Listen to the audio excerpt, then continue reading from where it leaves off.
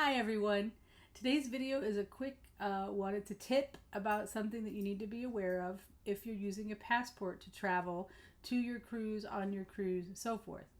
There was a family recently that was denied boarding on a cruise because the passports that they had used to travel to the cruise port were not valid for 6 months from when they were getting on the cruise. Depends what country your cruise is traveling to. Different countries have different regulations. I know in Europe, many of the countries, your passport has to be valid for 6 months, whether you're going on a cruise, whether you're just flying in. That's something to be aware of. I think it's Australia and New Zealand is 3 months.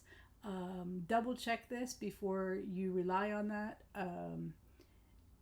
Regulations change, and I'm not, the authority on what country has what time frame. But anyway, it's something to keep in mind if you're using your passport to get on a ship or for any travel. Really make sure it's valid for the length of time that it needs to be valid for the country that you're going to.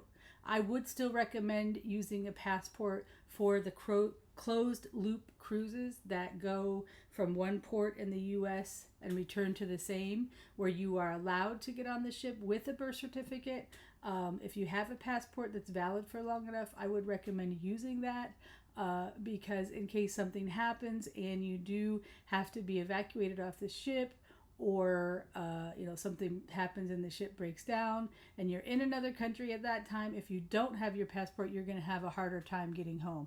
So it's just more convenient to have the passport as long as it's valid for long enough.